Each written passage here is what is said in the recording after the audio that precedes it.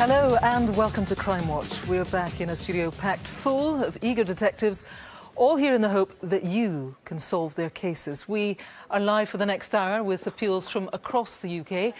Officers from Lancashire are investigating the terrible arson attack that killed 4 of Michelle Smith's children in the village of Freckleton. It happened in January. Every time I look at their pictures and see the smile on their faces, it's devastating. It's just killing me, really, inside. And the Metropolitan Police have dramatic new evidence in the murder of Ricky Smith, who was stabbed in a random attack 15 years ago. The case originally featured on Crimewatch back in 1998. But new DNA evidence shows that Ricky wasn't the attacker's only victim that night. Have you got the time? I felt like I was getting punched, but actually I was getting stabbed. I was pretty shocked. This guy just carried on that same night and actually killed someone. That's later. And also tonight, former policeman and rugby legend Martin Bayfield is back with more wanted faces and crimes caught on camera. Yes, take a look at this lot. Amongst them are people wanted for murder, drug dealing and GBH. And I need your help with some unbelievable CCTV, including this traffic warden being brutally kicked in the head. Police in Weston-super-Mare are hunting the sex attacker who targeted a young woman in broad daylight. They think this hoodie with the rock group Fight Stars logo could be crucial in identifying him. And we've the incredible story of how police caught the gang who raided a top security cash depot, stealing an unprecedented £53 million. It's a very secure, tight premises to enter. It's not somewhere you can just knock and walk in. And Matthew's going to have some stunning updates on some of our previous cases. Yes, really amazing results, including the return of the stolen Henry Moore sculpture we appealed for on our last show, and the conviction of the racist thug who attacked a 15-year-old, leaving him with permanent brain damage. What's that video camera doing in my face? No? What's that video camera doing in my face? BBC Crimewatch, mate. I don't give a Get that camera out of my face now. Get that camera out of my face now. Get that camera out of my face now. There's no need for that. That's later. Now, just feast your eyes on this. It's 300 grand's worth of diamonds, sapphires and gold, all recovered by police from a house in West Yorkshire. Could any of it be yours? But before all of that, we need to remind you of Sussex Police's investigation to find missing schoolgirl Megan Stammers.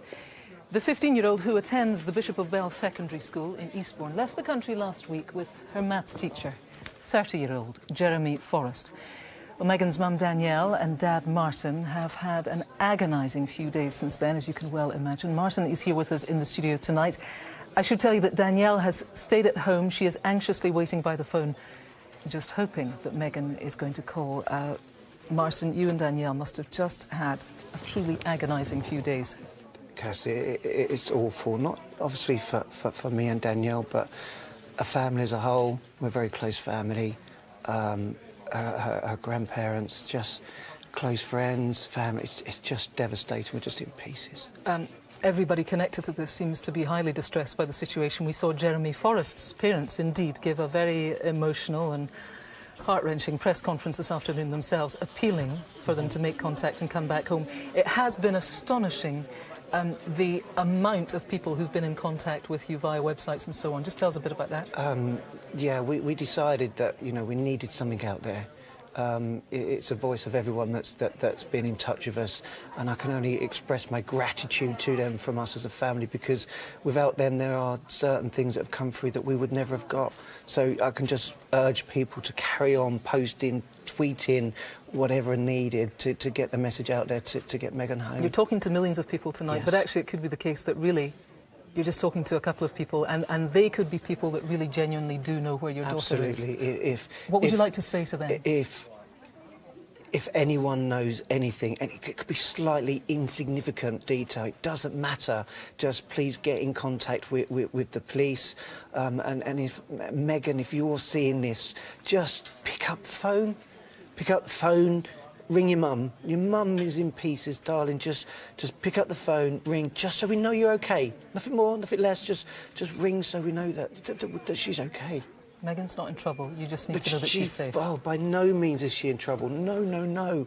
We just want to hug her. We just want her back in our arms. OK. Martin, thanks very much for taking the time at what is, I'm sure, an incredibly difficult time. Thank you. Well, Megan and Jeremy Forrest were last seen, I should tell you, boarding the Dover to Calais ferry. That happened last Thursday. They were travelling in his black Ford Fiesta. The reg of that is GJ08RJO. So, of course, anyone who knows the whereabouts of either of them should please call the studio. The family is desperate.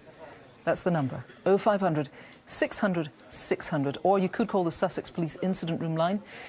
Let me give you their number. It's 01273 475 432.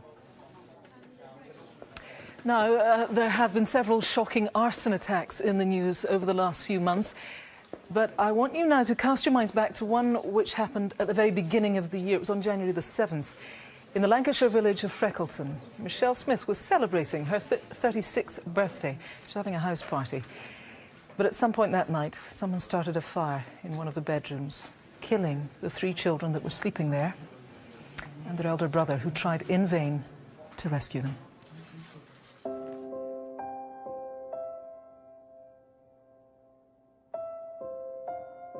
I've been a mother since I was 16 years old, and that is all I've known, is looking after my children. It's just left me feeling empty.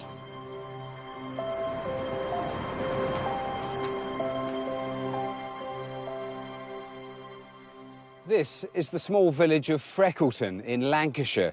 It's where in January this year, Michelle Smith was at home celebrating her 36th birthday. But the night was to end in tragedy after someone started a fire in an upstairs bedroom. A fire which was to claim the lives of 4 of Michelle's children. Jordan was 2. He was a cheeky little boy who was into absolutely everything. Always happy, always smiling. He was always walking into things and banging things, and so we called him Banger. Holly and Ella were twins, born 10 minutes apart. Holly had beautiful big brown eyes, brown curly hair. Ella had blonde hair, blue eyes, so completely different in their looks. They used to fight, as you can imagine twins doing so, but they were always, when they weren't fighting, cuddling each other, holding hands, being friends. Reese was 19. He was like my best friend as well as my son. We could talk to each other about anything. He was at 6th form, studying engineering. He was in his final year there, doing really well. As well as a big brother, he was also like a daddy to all 3 of them. Being a grandma, I love all my grandchildren, same. When something horrendous like this happens to 4 innocent children that have done no harm to anybody, you know, it's just horrendous for anybody to go through. So what do we know about that fateful night? By around 10:30 on January the 7th, the majority of guests at Michelle's party had gone. Only a small group remained. Just after 11 p.m, the lights went out. Guests thought it was a power cut, but it was actually caused by the fire burning through the house's electrics. All I can remember is standing there feeling numb, and I can remember shouting, "Get my babies out." Reese went upstairs to try and get them out of the bedroom, and I think it was the smoke that just he couldn't stand. I was expecting him to walk out of the door with the twins and Jordan and everything to be fine, but no. Detective Superintendent Dermot Horrigan is leading the investigation into the terrible events of that night. Dermot, what makes this case even more horrific is that the fire was actually started here, in the children's bedroom, wasn't it? Yeah, and as you can see, it's a truly devastating scene. On the night, the 3 children were fast asleep in this room. We had Holly and Ella, who were in bed at that side. And under here, Jordan was asleep in his bed. And this is where the wardrobe was. And that night, somebody has come in and put a naked flame inside the wardrobe. And that has caused all the clothing inside to take light. And very quickly, this room has been filled with toxic smoke. That ultimately is what's killed the children. It's unbelievable. Well, it is. I mean, it's truly shocking for the family that somebody who was in their midst that night, another party-goer, has actually set fire to this wardrobe. And that person knows who they are. Indeed, there's probably somebody else out there who knows who that person is and what has happened. And they really need to search their conscience and come forward, tell us what happened, so that we can give the answers that the family so desperately need.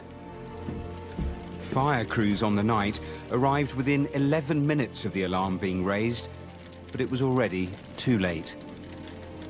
Every day that goes by, I expect to wake up and it all be a nightmare, a very, very bad dream.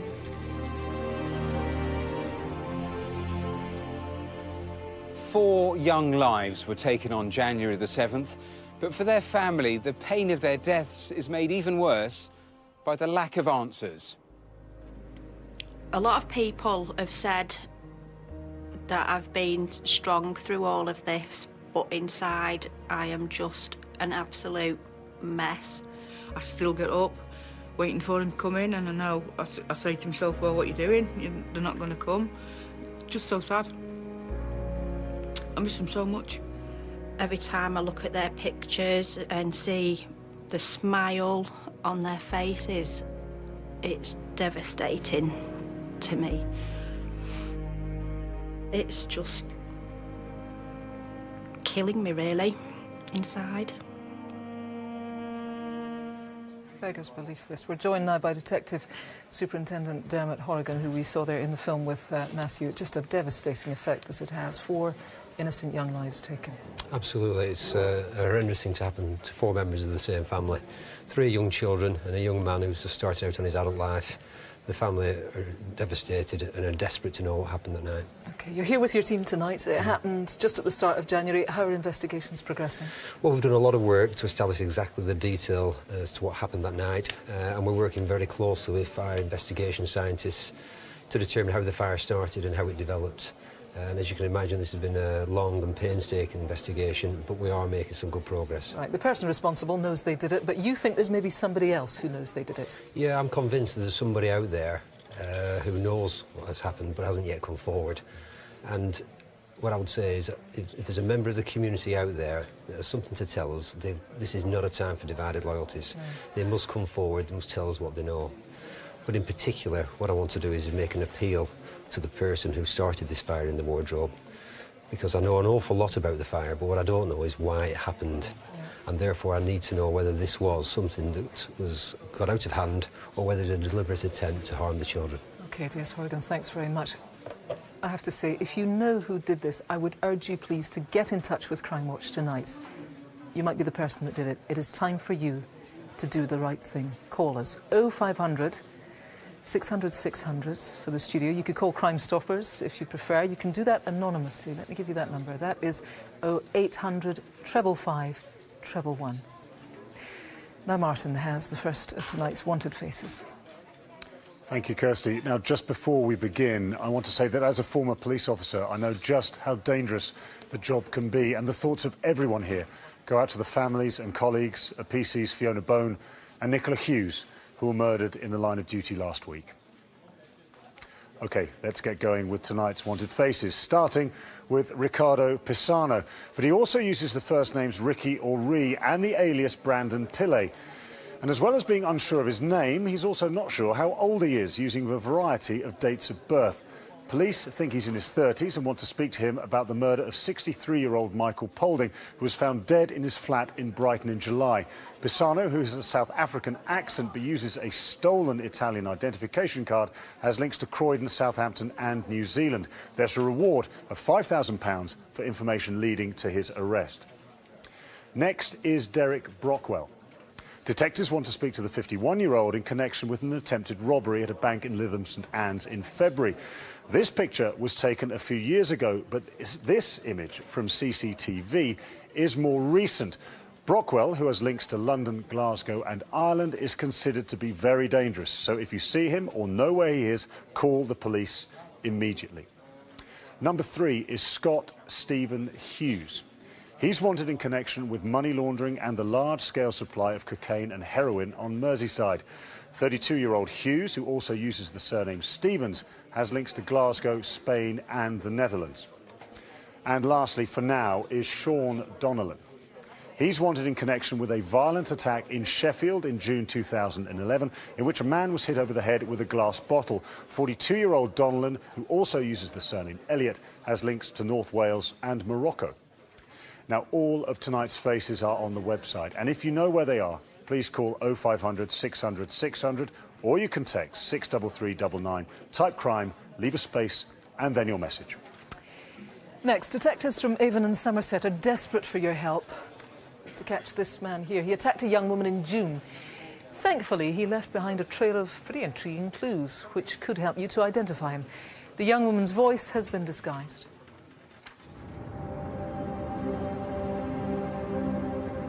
I just wanted to be at home. I wanted to be at home. I wanted to be with my family where I felt safe.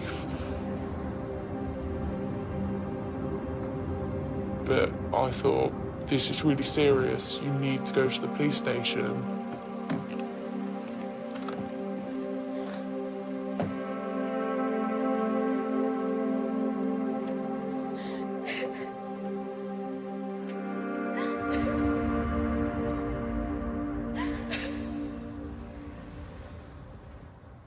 Early on Sunday, the 17th of June this year, a young woman suffered a terrifying attack as she made her way home after a night out here in the seaside resort of Weston-super-Mare. It was 5:40 in the morning and broad daylight when she was grabbed from behind, dragged into bushes and sexually assaulted. Whilst her attacker is still at large, he left behind crucial clues which detectives hope you can help with tonight. On Saturday, the 16th of June, a group of friends went out for a drink. They stayed out until the early hours of the following day, when they said their goodbyes. See you all soon. See you soon. Nice to Bye. see you. Good to see you. See ya, bye. It was about 5 o'clock in the morning, and I mean, I don't even know how we stayed out that late. We obviously lost track of time. I decided I'd go meet my friend from work, because I knew she'd be finishing soon. Hey, it's just me. Just wondering where you were. All right, see you in a bit. Bye. I assumed, obviously, being at work, she wouldn't be allowed her phone with her. I tried to ring her again, but I was still a little bit early to catch her finishing work, and so I carried on down the cycle path. For some reason, I turned and looked behind me. There was a man behind me, and he wasn't paying attention to me, didn't even look at me, so I thought nothing of it. He seemed to be minding his own business, and it was maybe 30 seconds later that I felt grab me around the throat. He pulled me off the path. I was just saying, please don't hurt me.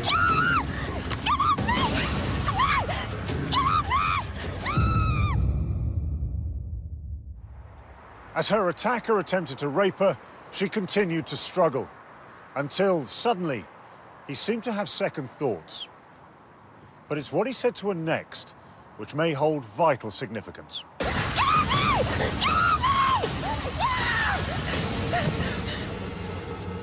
I just split up with my girlfriend. I can't do this. I'm sorry. I even said to him, I was like, do you realise what you just tried to do? And that's when he got up and he ran away. When detectives and forensics officers searched the area that morning, they found a distinctive hoodie, identical to this. They're now desperate to find out who it belongs to. Detectives are working round the clock to find out more about this potentially vital piece of evidence. DCI Sue Wilshire is leading the investigation. Well, we know that 100 of these tops were made, and it was for a band called Fight Star. It was a promotional garment that formed part of their Be Human tour. They were made and sold in February 2010 and retailed at around the £30 mark. But interestingly, only 25 of the tops that were made were in a large size, and that is very, very similar to the one that we have, in fact, recovered.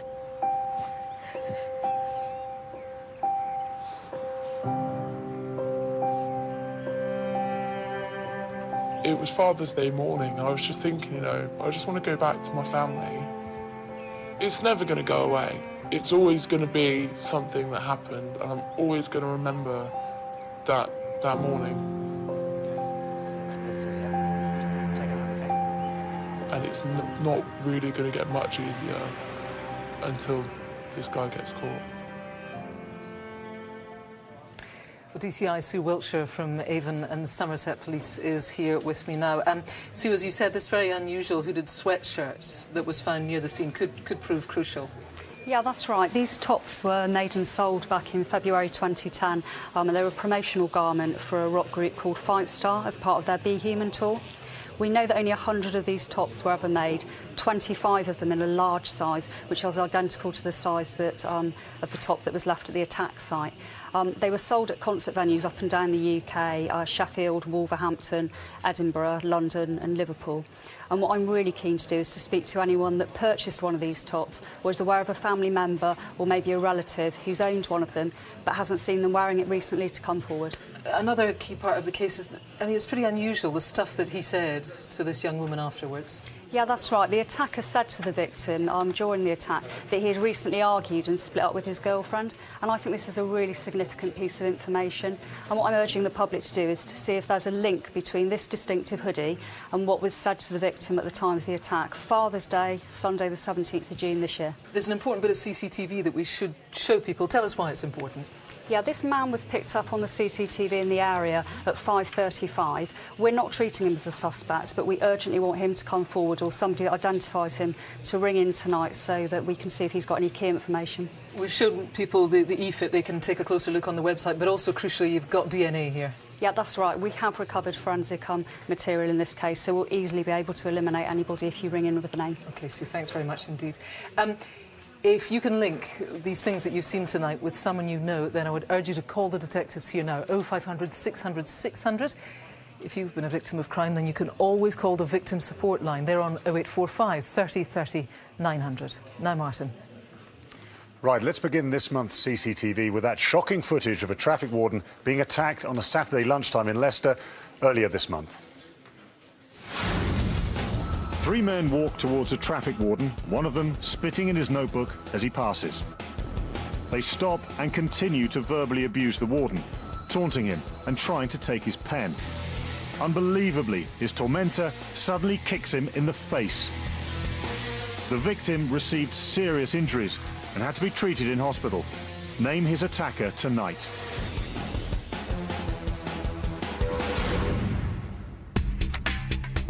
It's just before closing time inside the Co-op store in Cheslin Hay in Staffordshire on a Thursday night in April.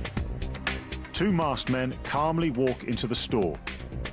They round up the terrified shop workers before demanding to be taken to the cash office, where one of them confronts a member of staff, forcing him to open the safe.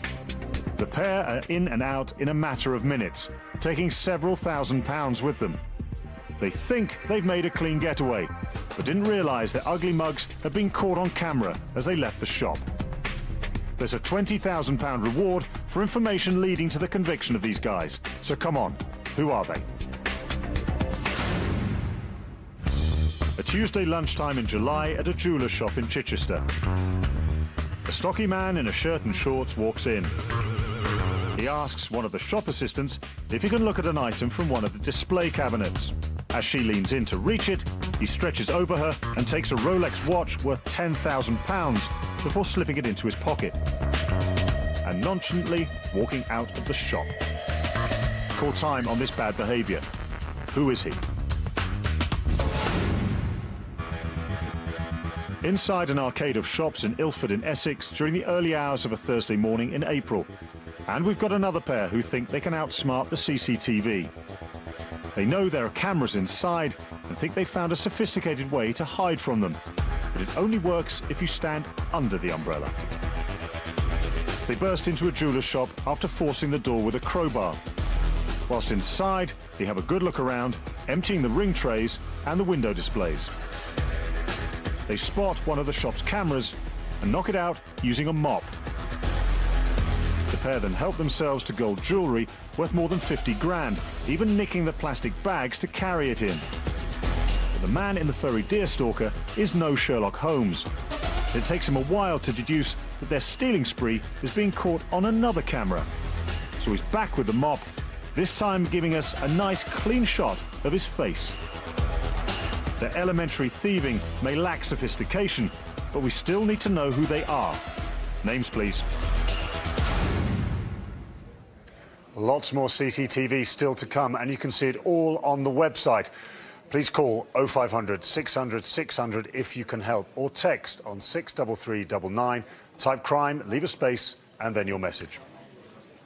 OK, now I must say we have had some really cracking results on lots of appeals recently. I like this bit. Matthew and Martin have got all the details.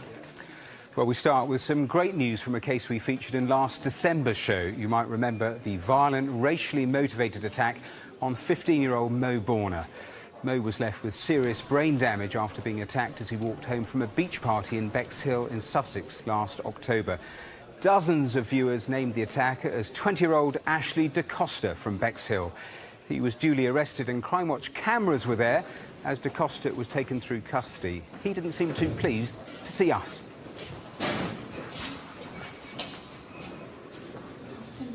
What's that video camera doing in my face? No? What's that video camera doing in my face? BBC Crimewatch, mate. I don't give a Get that camera out of my face now. Get that camera out of my face now. Get that camera out of my face now. Well, in July, DaCosta admitted racially aggravated grievous bodily harm. He was also convicted of perverting the course of justice and was sentenced to 6 years in prison, with the judge describing him as racist and repugnant. In connection with the investigation into the attack on Mo, 25-year-old Jack Carrick, also from Hastings, was convicted for intimidating a witness and perverting the course of justice. He was sentenced to 2 years. Meanwhile, you'll be pleased to hear that Mo's recovery is progressing well. Now, an excellent result from an appeal from January's show. 79-year-old widow Nellie Geraghty died after being attacked and robbed near her home in Shaw, near Oldham, last November. Her attacker left her for dead after stealing her handbag, which contained her purse and her late husband's ashes. Well, last month, 37-year-old Mark Royal was convicted of robbing and murdering Nellie. And again, Crimewatch cameras were there as he was booked into custody. He will serve at least 28 years in prison. In March's programme, we told you about the murder of 80-year-old Jenny Methven from Fortaviot in Perthshire, who was found battered to death at her remote bungalow in February. We filmed a reconstruction, but it was never shown, as just before it went on air, police made a significant breakthrough, the arrest of this man, 46-year-old William Keane.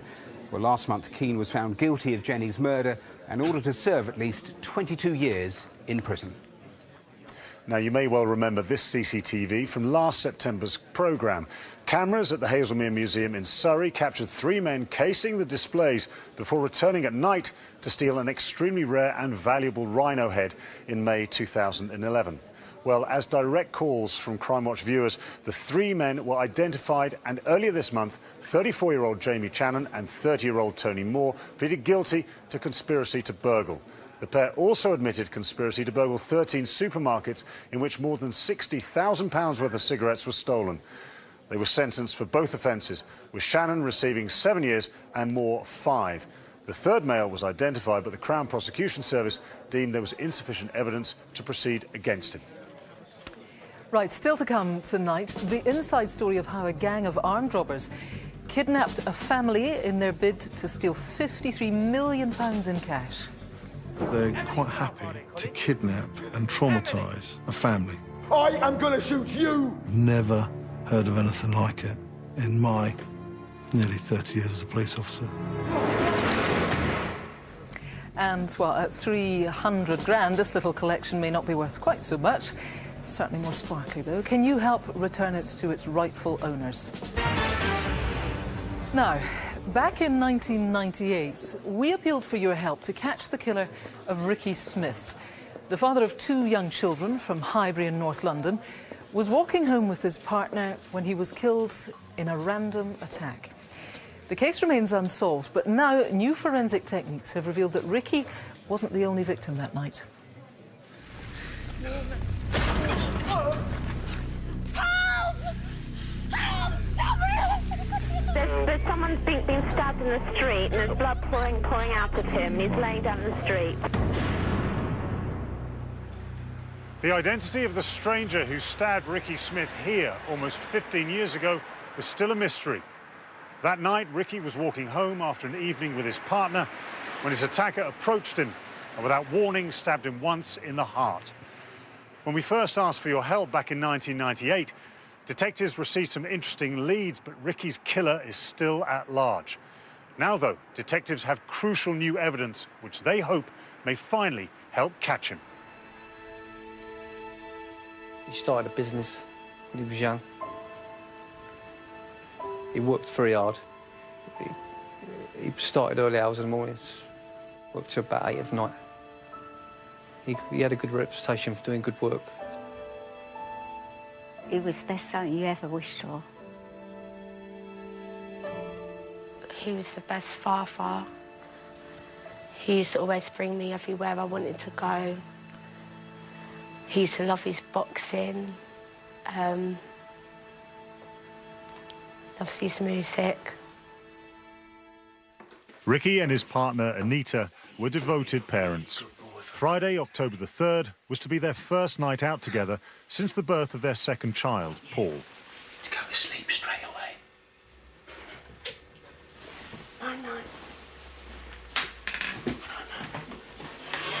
Whilst a relative babysat, they went to their local pub, the Nag's Head, in Highbury.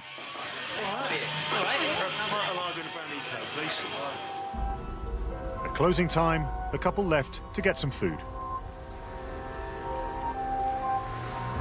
Their journey took them along Highbury Park.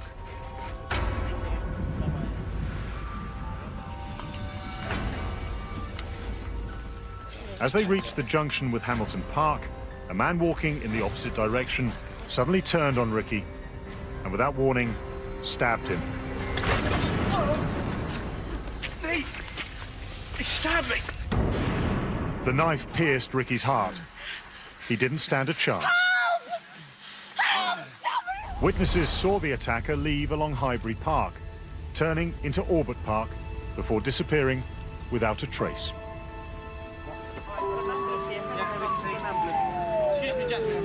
Did you say anything? I picked up the phone, and a young girl was on the phone, and she says, your son Ricky's on the floor.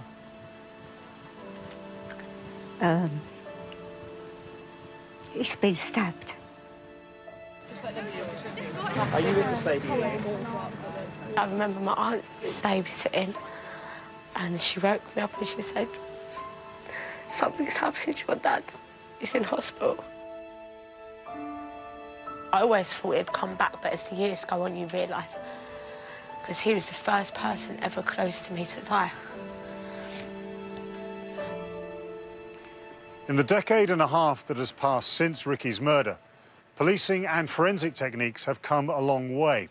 In a recent review of the case, scientists unearthed new evidence linking the knife man to another stabbing, which took place that very same evening. It was 8 miles away in Kensal Green near Harlesden in northwest London. There was another unprovoked attack, this time on 21-year-old South African John Murray, who was on his way to a barbecue in an unfamiliar part of London. I stopped to ask for directions to this person, and the person just said, no, sorry. No. Have you got the time? As I looked down to see what the time was, I felt like I was getting punched.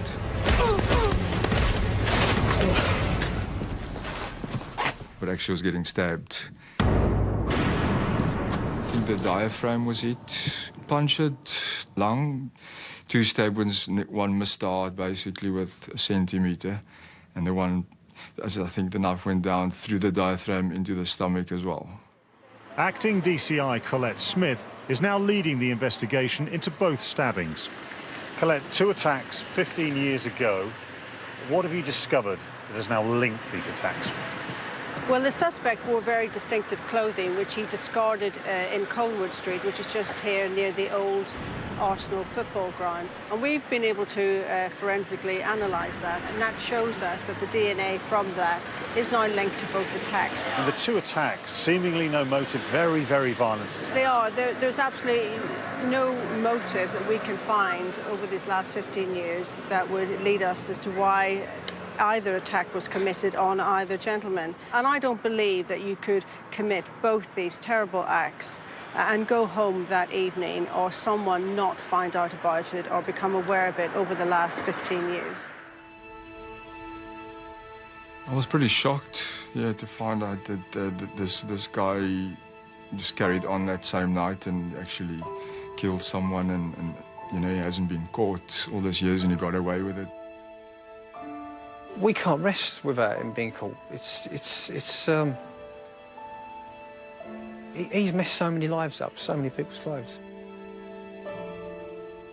It's been horrible for my brother too, because he's never got the chance to meet my dad. I still have them memories, what my brother don't have, but you can see how much it really hurts him and stuff. We just got to get him. We have got to get him. It's terrible that he's still walking the streets, taking lives, taking young boys off the streets. He's got to be caught. Well, I'm joined now by Detective Chief Inspector Colette Smith from the Metropolitan Police, who Martin spoke to. You saw her there in the film. Thanks for joining us. 15 years ago seems like a long time, but these new forensic breakthroughs are going to be crucial to this case. Tell us about them. Yes, they are. I mean, it's hard to comprehend that someone hasn't confided in what they did 15 years ago, or that someone hasn't had their suspicions about them. We now have the forensic answer. We just need the attacker's name. OK, Colette, tell us more about these clothes. They're crucial. Yeah, they are crucial. A man went to the address in Colwood Street early the next day, and he inquired about the blue distinctive baseball hat, which is blue with the yellow piping and the Reebok at the back. But more importantly, he also inquired about this Chicago Bulls jacket. He was told that both items had been handed over to the police. And on hearing that, he said that he would assist the police, but he never did do that. He very distinctly uses the phrase, "I'll make my contribution." And I'd urge him tonight to come forward, make his contribution to us, because I feel that he may have vital information to the inquiry. OK, Detective Chief Inspector Colette Smith, thanks very much for that. I should tell you there's a 20 grand Crime Stoppers reward available on this.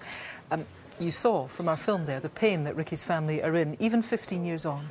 Can you help them get justice, I wonder? It is the usual number for the studio, 0500 600 600, or you could call Crime Stoppers, do that anonymously, 0800 555 111. Now, Martin. Time for more CCTV now, starting on London's Embankment with a strange but frightening assault. A couple sheltering under an umbrella walk through the gates of the inner temple. They're followed by a strangely dressed man who suddenly grabs the woman from behind. He drags her by her hair into an alleyway. Her boyfriend hears her scream and rushes to help, pushing the man over. The woman is able to get free, but her attacker is determined. He confronts the couple and follows them, acting aggressively and swearing at them as they try to get away. Oddly, after they've left, he then attempts to close the gates. This man brazenly assaulted a woman in broad daylight in front of her boyfriend. Who is he? Inside the Vinyl Bar in Liverpool during the early hours of a Sunday morning in June. 2 men in striped polo shirts walk up the stairs. A little later, an argument erupts in the doorway, and in the middle of it all are the men in the stripes.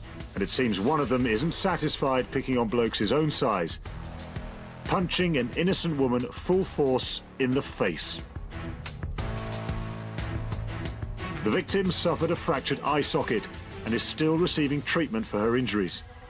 We need to find this violent thug and his mate. Tell us who they are. A Monday evening in Lichfield in Staffordshire last December. But this isn't a spot of last-minute Christmas shopping, it's a whole load of Christmas stealing. A black Saab convertible pulls up outside a designer clothes shop, and a guy in a stylish Where's Wally hat gets out to have a look around. When Wally is satisfied the coast is clear, his mates pile out of the car and set about breaking into the shop, smashing through the door using an axe. Inside, they grab armfuls of expensive clothes, filling the boot of the car. But in their excitement, they fail to notice the shop's security camera. Hello. They then drive off with their haul, spoil their Christmas party, and tell us where's Wally and his mates tonight. Now, how about this for brazen? This is a street next to Finchley Road train station in London on a Tuesday morning in July. A gang of men in a white transit van seem to be having a little trouble negotiating the narrow lane. They're certainly not going to win any prizes for their driving. Whoops. Eventually, they manage to get the van into position. The reason for all that toing and froing becomes clear. Talk about aiming big. That reel, which they've just stolen from the station yard, contains thousands of pounds worth of electrical cable. And it's proving a little difficult to maneuver. But after some hard work and a whole load of unraveled cable, they finally managed to get it into the van. Time to reel in these thieving cable guys. Who are they? All tonight's CCTV stays online until they're caught. And if you recognise anyone, please call and text the numbers shown on the screen. Some more updates now, starting with news of one of the first cases we ever featured on Crimewatch. 9-year-old Christopher Laverack was found dead after disappearing from his sister's home in Hull, where he'd been spending the evening in March 1984.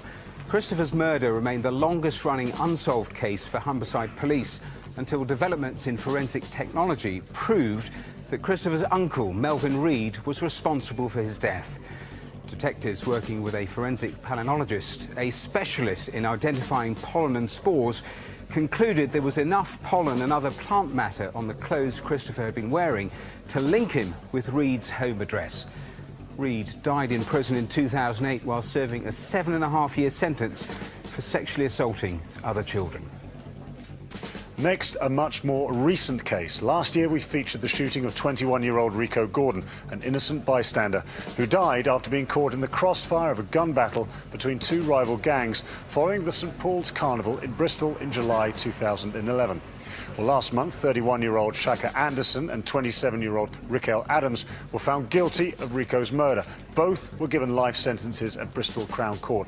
Adams, on the right, will serve a minimum of 35 years, and Anderson at least 32 years.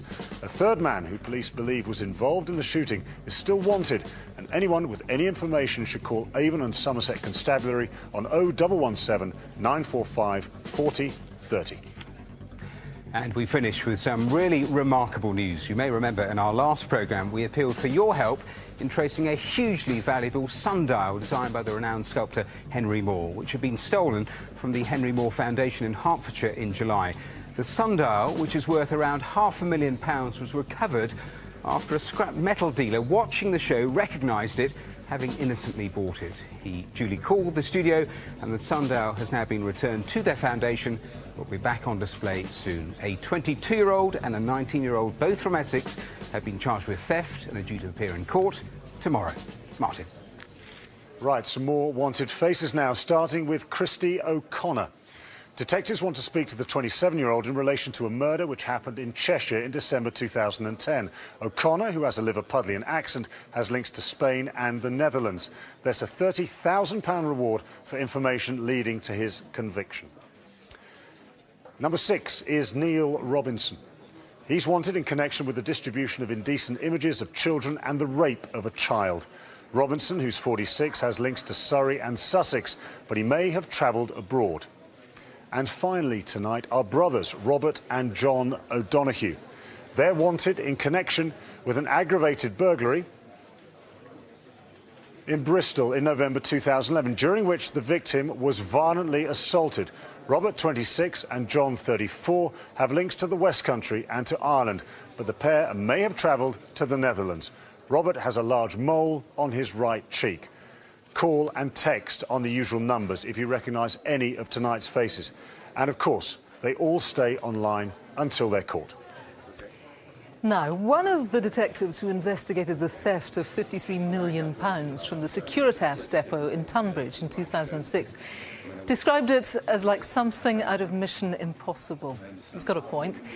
What still stands as the UK's biggest ever cash heist involved prosthetic disguises, kidnap, and an inside man. But although the plan was sophisticated, the gang simply couldn't deal with the sheer volume of cash, leaving behind 153 million because they couldn't fit any more into their lorry. And as Matthew explains, that was just the beginning of a litany of mistakes leading to their capture. In 2006, a gang of violent thieves carried out the biggest cash heist in British history. Their target was the Securitas depot in Tunbridge in Kent, which at the time housed around £200 million. It's a very secure, tight premises to enter. It's not somewhere you can just knock and walk in. To carry out such an audacious robbery, the gang studied every detail of the maximum security fortress from the outside, but they were also collecting information from the inside. Emir Husanaj, a shift worker at the depot, earning £5.50 an hour, had been persuaded to feed every detail of the inner workings of the depot to the gang. Using a pinhole camera stuck in his jeans and his belt, he had filmed the inside of the depot. Even with this information, the gang had no way round the depot's high-level security. So they decided on a ruthless solution: to abduct the depot manager, Colin Dixon, and his family. They set about monitoring the Dixons' movements. It was quite extraordinary, the lengths they went to, finding out where he lives, what car he drives. Everything that would lead them to be able to get hold of him at any time. They even went as far as secretly filming the family home. They had actually set up the camera and woven it into a handbag, knocked on the door with an excuse that they were looking for somebody else. When you consider that someone's looking at you and your family for purpose of greed only, they're quite happy to kidnap and traumatise a family, a child. And that is beyond it. After 6 months of watching every move the Dixons made, they put their violent plan into action. First, disguised as police officers and using a fake police car, they kidnapped Colin Dixon. Right. Now, if you cooperate, nobody will get hurt. Next on their kidnap list was Colin's wife, Lynn, and their young child. Miss Dixon? Yes? We've got some bad news for you, love. It's your husband. A policeman's come to the door. The person they're supposed to trust has then taken them away. I've never heard of anything like it in my nearly 30 years as a police officer. At gunpoint, Lynn Dixon and her young child were driven to a remote farm where Colin was being held hostage. How many staff are there, Colin? Do you think we're kidding here? How many? He's asked all sorts of questions about the inside of the depot. If you don't cooperate, I am going to shoot you and your family. Please, I'll tell you what you need to know. He now knows that he's got no option. The gang forced Colin Dixon to take them into the high-security depot. The chap on the control room recognises his manager straight away. Without question, lets him in. The plan is now working. The heavily armed robbers burst into the depot and forced the terrified staff into metal cages. They mean business, no doubt. A number of the employees were convinced that they were going to be killed. The gang loaded £53 million into their lorry and made their escape, leaving the hostages locked in the depot. Colin Dixon was able to raise the alarm half an hour later, kick-starting the police investigation into Britain's biggest cash robbery. How much? This was unprecedented. We had never come across this before. We had to conduct forensic examinations. We had 14 witnesses who had been kidnapped in the depot, all of whom needed to be interviewed. Stealing £53 million is one thing, getting away with it is another. Who would dare to pull off such a brazen crime? This must be an upper echelon robbery team. To organise this, to go to these great lengths, to steal so much money. But one thing puzzled detectives. During the kidnap of the Dixon family, the gang members, posing as police officers, had no qualms about showing their faces. They must have been disguised in some way. But how? A number of us were saying, well, what about prosthetic masks or disguises of that nature? Well, that's a bit mission impossible. But so stealing 53 million quid. With forces up and down the country on high alert, it wasn't long before detectives had their first lead. Makeup artist Michelle Hogg. Who's she? Apparently she made up a few guys to look like policemen. And when her wheelie bin was searched, detectives discovered an Aladdin's cave of prosthetics. Although Hogg admitted making up the men, she knew nothing of their identity or what they were planning. Now the investigation was gathering pace, and next, 2 vehicles involved in the heist were discovered, burnt out. They were registered to Stuart Royal. Then a van was recovered which was linked to an employee of Royal, Lee Rusher. Inside was a ballistics vest, a submachine gun, and £1.3 million in cash. The cracks were appearing. These weren't your upper echelon criminals. They were a car dealer from Maidstone and one of his drivers. And when police raided Lee Rusher's home, they found a hand-drawn map of the depot and all the surveillance footage of the Dixons' home. They were dreadful at covering the tracks, leaving a map of the inside of the depot in your home. You know, that is just unbelievable. Police started to round up the suspects. But who was the ringleader?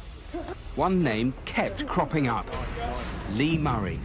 Lee Murray was a celebrity cage fighter, known very much in the southeast of London. Then we had the names of Paul Allen that came in, who was very much Lee Murray's right-hand man. Listen, I've got this job coming on. It'll be massive. And the most devastating evidence against the gang would now come from Murray himself. His red Ferrari had been impounded in the weeks prior to the heist after a road accident. Boss, you're not going to believe this. They found a mobile phone. You're going to want to hear what's on it. Probably take 4 of us, and with a van. Literally, it's going to be a matter of seconds, isn't it? He recorded a 5-minute conversation with Lee Rusher, and they are clearly discussing planning for the robbery. But Murray and Allen had already fled to Morocco, a country with no extradition treaty with the UK. They thought they'd got away with it. They were living a life of luxury, buying cars, opening bank accounts. They were having companies formed. What they didn't bargain on was that we would chase them, and we did. With the help of the Moroccan authorities, Paul Allen was sent back to the UK. Between them, the gang that had terrorised the Dixon family were sentenced to more than 150 years behind bars. But to avoid extradition, Lee Murray had claimed Moroccan citizenship. With his millions, he thought he was untouchable, but he was wrong. He was tried in Morocco, where he was found guilty and sentenced to 25 years. They didn't realise, by stealing so much money, how much interest it would stir up in the public. That's where they went wrong. They nicked too much. That's amazing, isn't it? They nicked too much. Yeah, 53 million, and they could have had the lot, all 206 million, if the truck had been bigger. The cash they stole, the notes, weighed half a tonne. The gang had planned this heist for months, but once they pulled it off, it was almost like they didn't know quite what to do. I think what stunned everyone wasn't just the colossal sums they stole, but the fact they got into this fortress of a complex. You saw how they did that. The security industry described these sorts of kidnappings as tiger kidnappings because they stalk the victims, take the families, make them comply. That was the weak link. They're still hunting one of the gang members. They're still hunting the money. They've recovered 23 million. 30 million is out there, probably abroad. Will they get it all back? Difficult. Thanks, Matthew. Now, I want you to come over here. I've got something to show you. It is part of a collection of jewellery worth more than £300,000. It was recovered by police from someone's home, and Detective Inspector Lloyd Batley is here to explain how you can help tonight. Tell me a bit more, Lloyd. Where did it come from exactly? Well, this is just a small selection from around 100 items of jewellery which were recovered from a house in West Yorkshire, and that followed a police operation which started in 2010. OK. Who specifically do you want to hear from tonight, then? Well, we'd like to hear from anyone who either recognises any of the items or has owned it in the past, or perhaps has worked on the items either to alter it or have it adjusted in any way. Obviously, if anybody thinks they might have had the items like this stolen, we'd be keen to hear from them as well. OK, well, let's take a closer look then. What should we be particularly homing in on? Well, perhaps the most unique item is this ring, which is in the design of a snake. It's diamond encrusted and it has a large yellow stone. It's quite unique, it's quite old, and obviously will be recognised by anyone who'd owned it previously. Yeah, that's for sure. There are a couple of other corkers at the front that have caught my eye. Tell me about those. These are probably the most valuable items, the most valuable single items. The first is an emerald cut diamond. It's in a platinum setting. It's worth something in the region of £55,000. The second is a brilliant cut diamond solitaire. That's 5 carats, worth around £45,000. The stone predates 1940, but the setting is probably much more recent than that. Wow, very special pieces, Lloyd. Thanks very much indeed. As you've seen, very, very beautiful bits of jewellery there. We've got pictures and details of all of them on the website. If you need a closer look, then go there. Information about them, please, then do call us tonight. You know the number. It's 0500 600 600. Now, though, it's time for a last quick update on what's come in on the phones. Here's Martin. Well, starting with the search for Megan Stammers, we've had calls, emails and texts from the UK and abroad. If you have any information as to her whereabouts, please do contact the police. That attempted rape in Weston, we've had 12 calls providing 6 possible names. Police are checking those out. And wanted face number 1, Ricardo Pisano, you have been seen and we are going to find you. Right, that's just about it for now. Remember that all of tonight's cases, as well as several appeals exclusive to the website, can be found online.